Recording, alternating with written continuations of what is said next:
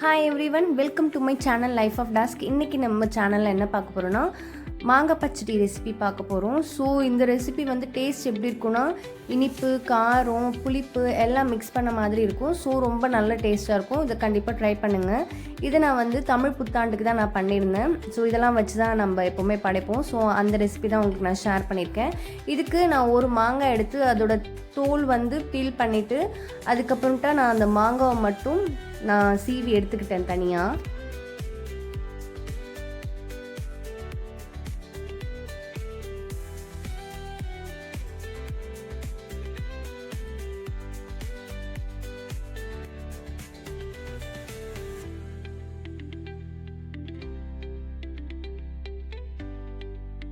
இந்த மாதிரி நீங்கள் சீவுறதா இருந்தாலும் சீவிக்கலாம், இல்லைனா நான் தோல் பீல் பண்ணல அதிலே கூட நீங்கள் சீவிக்கலாம். அதுவுமே இதே மாதிரி தான் இருக்கும், அதுவும் நல்லாயிருக்கும். அது உங்களுக்கு இன்னமும் ஈஸியாக இருக்கும். ஸோ நீங்கள் அந்த மெத்தடு கூட ஃபாலோ பண்ணலாம்.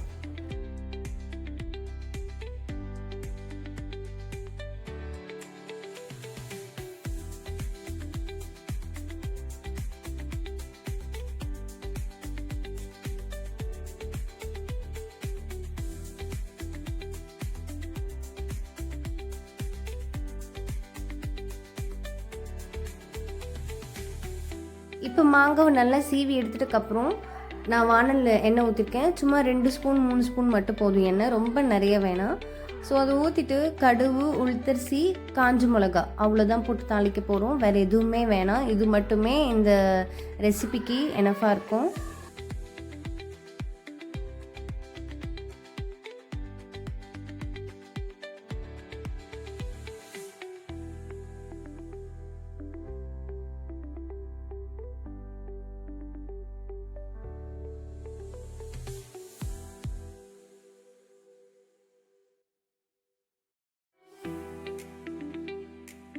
அது போட்டு தாளிச்சிட்டுக்கப்புறம் நம்ம சீவி வச்சுருக்கேன் மாங்காவை போட்டுக்கலாம். நான் ஏன் இந்தமாரி பெருசாக நான் மெலிசாக சீவிருக்கேன்னா அப்போ தான் அதை நம்ம எடுத்து வைக்கும் போது நல்லா அது இருக்கும். ப்ளஸ் வந்து சீக்கிரமாகவும் வேகும். ரொம்பவும் வந்து நம்ம பொடியாகவும் சீவிடக்கூடாது, ரொம்பவும் மொத்தமாக சீவிடக்கூடாது. இந்த மாதிரி சீவினிங்கன்னா உங்களுக்கு குக் ஆகிறதுக்கும் ஈஸியாக இருக்கும்.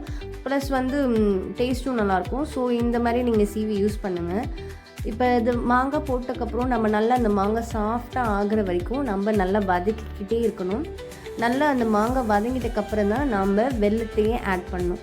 ஸோ கண்டிப்பாக நீங்கள் இந்த மாங்காய் நல்லா சாஃப்ட் ஆகிற வரைக்கும், உங்களுக்கே தெரியும் போடும்போது கொஞ்சம் ஹார்டாக இருந்திருக்கும், நம்ம வதக்க அது நல்லா சாஃப்டாக வந்திருக்கும்.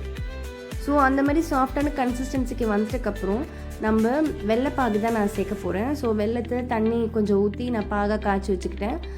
காய்ச்சி அது வடிகட்டி தான் நான் யூஸ் பண்ணுறேன், ஏன்னா தூசி அதெல்லாம் இருக்கும். ஸோ நீங்களும் இந்த மாதிரி கொஞ்சம் ட்ரை பண்ணுங்கள்.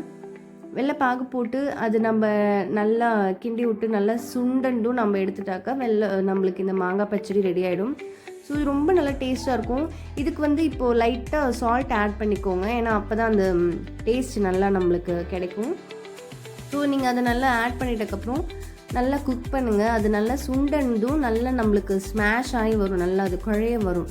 ஸோ அந்த ஸ்டேஜில் நம்ம அடுப்பை ஆஃப் பண்ணிவிட்டு நம்ம ஒரு பவுலில் ட்ரான்ஸ்ஃபர் பண்ணிட்டாக்கா இந்த பச்சடி ரெசிபி ரெடி ஆகிடும். ஸோ இது வந்து எப்போவுமே எங்கள் வீட்டில் எல்லாருக்குமே ரொம்ப பிடிக்கும். ஸோ என்னோடய பாப்பா, பையன் எல்லாருக்குமே ரொம்ப பிடிக்கும். ஸோ நீங்களும் கண்டிப்பாக ட்ரை பண்ணுங்கள். இந்த டேஸ்ட் வந்து ரொம்ப டிஃப்ரெண்ட்டான டேஸ்ட்டாக இருக்கும். ஸோ நம்மளோட தமிழ் புத்தாண்டுக்கு இதை வச்சு படைச்சி நல்லா ஒரு ஸ்வீட்டோடு ஆரம்பித்தாச்சு நம்ம தமிழ் நியூ இயரை. So thank you so much for வாட்சிங் மை சேனல். தேங்க்யூ.